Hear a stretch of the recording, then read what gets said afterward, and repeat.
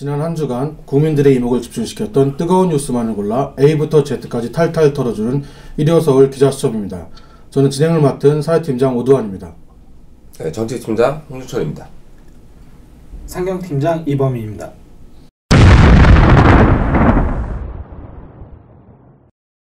남북 회담이 진행됐습니다. 여기저기서 많은 이목이 집중되다 보니까 관심이 높았는데요. 지금 평창 동계올림픽 참가가 확정이 됐고요. 그리고 군사회담을 하기로 했습니다. 그 남북국익군 회담 결과가 어떻게 나왔나요? 제가 지금 공동 기자회견문을 갖고 있는데요. 간단히 설명을 좀 드리겠습니다. 먼저 북측은 겨울철 이제 올림픽 경기대회에 고위급 대표단, 그리고 민족올림픽위원회 대표단, 그리고 선수단, 응원단, 예술단, 태권도 시범단, 기자단을 파견하기로 했습니다. 그리고 추가로 제일 중요한 것 중에 하나입니다. 군사 당국 회담을 개최하기로 했습니다. 평창 동계올림픽에 참여하는 북한의 속내도 좀 궁금한데요. 솔직히 말해서 이들이 금메달을 따러 오는 건 아니지 않나요? 그렇죠. 사실 대표단이라고 해봐야 10명 이내로 될 것 같고요. 실제로 그렇게 되면은 금메달 딴다기보다는 다른 이유가 있다는 얘기가 많이 있습니다. 그 중에 첫 번째가 시간 벌기용이라는 얘기가 좀 있습니다. 지금 북한은 미국과 대화를 하길 원하는데 결국 그 이유는 핵 보유국인 것을 인정을 받고 이제 경제 제재나 이런 것들을 해제해달라는 그런 요구를 하기 위한 거죠. 이제 그러기 위해서 북한이 핵무기하고 미사일 개발을 했고요. 지난해 핵무기 완성까지 선언을 했습니다. 하지만 핵무기 완성이라고 하는 것 자체가 실제적으로 전략화됐다는 의미는 아닙니다. 그러다 보니까 좀 더 시험을 더 해야 되는 상황이죠. 근데 문제는 지금 현재 북한 상황이 녹록치가 않습니다. 그러다 보니까 이제 국면 전환용으로 평창핵을 고려를 한 거죠. 두 번째 이유는 가장 큰 문제입니다. 북한의 지금 경제난이 되게 심각합니다. 말이 공산주의지 이미 시장경제 체제로 돌아가고 있는데 그 대표적인 게 장마당입니다. 북한에는 장마당이라는 곳이 한 400개 정도 있습니다. 우리가 알고 있는 시장 개념이라 생각을 하면 되고요. 근데 문제는 그 장마당의 물가가 한 3, 4배가 뛰었다고 합니다. 가장 큰 이유는 대북 제재가 원인이고요. 쉽게 말씀을 드리면 일반 식당에서 소고기 볶음이나 돼지고기 볶음이 한 17,000원, 15,000원대 했었는데 그게 4배 정도 뛰었다고 생각을 하면 됩니다. 근데 북한 일반 노동자들의 월급은 한 3,000원 정도 수준이죠.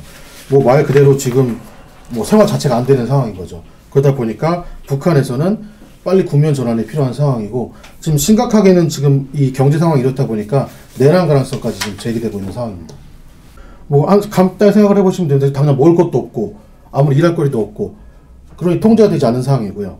그럼 당연히 살 수가 없는 거고, 그러면 자연스럽게 내란이나 들고 일어나서 체제를 바꾸자라고 요구할 수밖에 없는 상황입니다.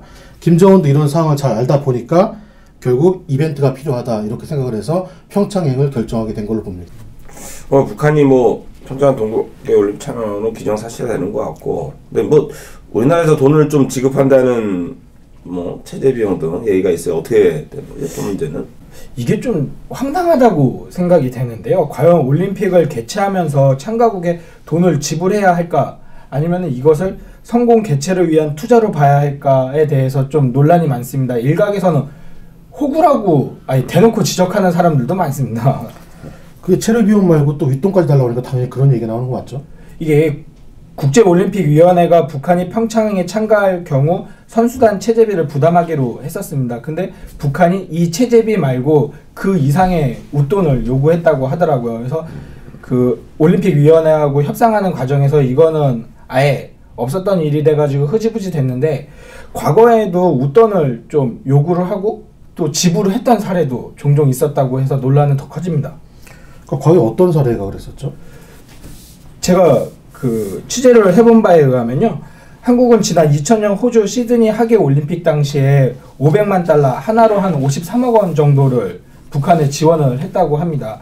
그리고 2002년 부산 아시안대회 때도 한 선수단 362명, 응원단 288명 해갖고 한 650명 정도가 북한에서 내려왔었는데 이때도 한 13억 정도가 지불이 됐다고 해요. 근데 공식적으로 나온 건 13억인데 분명 이 외에 보이지 않는 돈이 들어갔다라고도 예상이 되고 있습니다. 마찬가지로 2003년에도 527명이 파견이 됐었고요.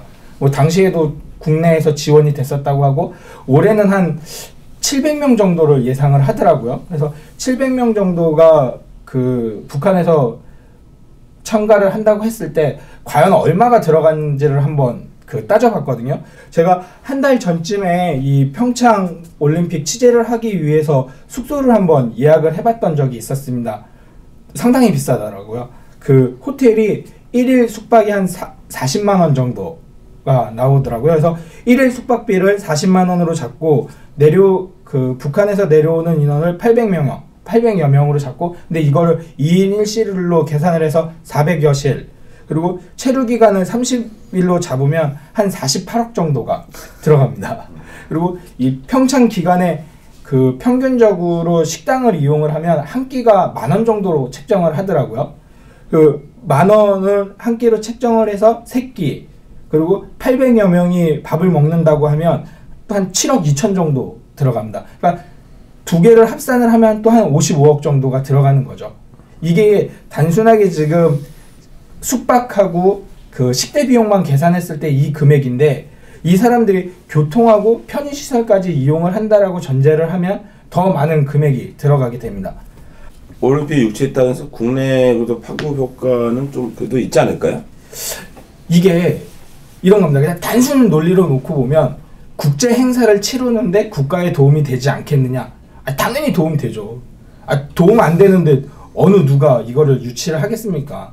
근데 과연 그 유치하는 거에 대한 기회비용이나 그 이해타산을 따져봤을 때는 논란거리가 된다고 봅니다.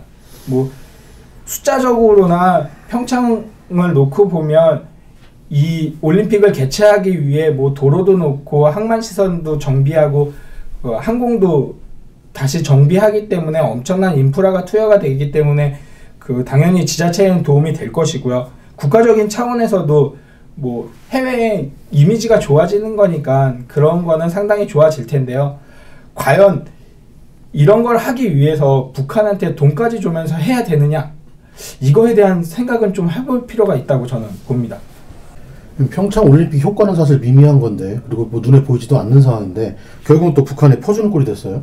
과연 국민들이 이거 알면 좋아할까요? 그 DJ 노무현 정부 때도 북한 퍼주기로 논란이 됐었었는데 과연 문재인 정부도 그런 것 아닌지 하는 우려가 있긴 합니다. 북한의 평창 동계올림픽 참여로 정치권에서 또 이용한다는 소리가 있던데요? 일단 일정을 보죠. 평창 동계올림픽이 2월 9일부터 25일까지 열립니다. 패럴림픽, 장애인 올림픽이죠. 이게 3월 9일부터 18일 개최됩니다. 일단 오늘 1월 10일 신년사에서 문재인 대통령은 가장 강조한 게 한반도 평화 원년이다. 평화 올림픽을 가장 앞세워 그 대대적인 홍보를 하고 있습니다. 뭐 여기다가 북핵 문제까지 만약에 해결될 기미가 울린다면 그동안 문재인 대통령이 주장했던 한반도 운전자론이 이제 본격적으로 시동에 들어가는 겁니다.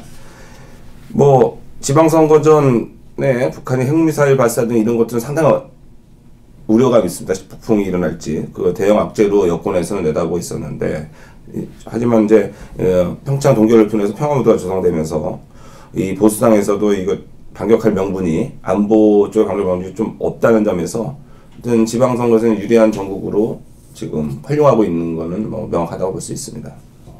현재 그 문재인 대통령 지지율이 한 70% 되는 걸로 알고 있는데요. 이렇게 되면은 여당의 지방선거 출마자들이 신이 나는 거 아닌가요? 당장 동계올림픽 개최되는 강원도의 경우가 원래 보수 전통 지역입니다. 한국당, 그러니까 지금 자유한테 유리한 지역인데, 그런데 지금 최문순 강원도지사가 그러니까 올림픽 성공 개최와 연관돼서 재심을 할 정도로 성공 개최하면 자기는 재심 받는 거다. 그래서 지방선거에서 아주 자신감을 보이고 있습니다. 뭐 아까도 언급했지만 보수당에서는 문재인 정부의 그 안보 아킬레스건을 좀 붙잡으려고 했다가 지금은 어떤 전략 수정이 불가피한 상황입니다. 평창 동계올림픽 때문에 결국 한미연합훈련도 연기됐어요. 이건 또 어떤 영향이 좀 있을까요? 그렇죠. 그 문재인 대통령이 미 MBC하고 인터뷰에서 트럼프 대통령에게 좀 연기하자 해서 트럼프 대통령 흔쾌히 그거를 받아들였습니다. 통상 3월 달에 지금 한미연합훈련이 열어진대요. 작년에 같은 경우에는 그 키즈오브 훈련, 그러니까 컴퓨터 가상훈련은 3월 13일부터 그 24일까지 열렸고요. 독수리 훈련이라고 실제 육해공들이 움직이는 훈련은 3월 31일부터 4월 30일까지 전개됐습니다. 그런데 지금 남북관계가 이렇게 호전되다 보니까 뭐 이 기간이 원래는 보수 쪽에서는 한반도 전운이 최고조되는 시기였는데 이제 4월달로 미뤄졌죠. 그리고 아무래도 지금 분위기 봐서는 그 한미연합훈련도 상당히 약화될 공상이 높습니다. 사실 지금은 남북관계가 지금 분위기가 좋은데 뭐 언제 어떻게 또 깨질지 모르는 거잖아요. 그렇죠. 역시 핵심은 북한과의 관계는 핵 문제고 북한 인권 문제입니다. 근데 이 부분은 항상 과거를 보면은 제재가 있었고 대화가 있다가 다시 도발하는 이런 악순환이 계속 됐죠.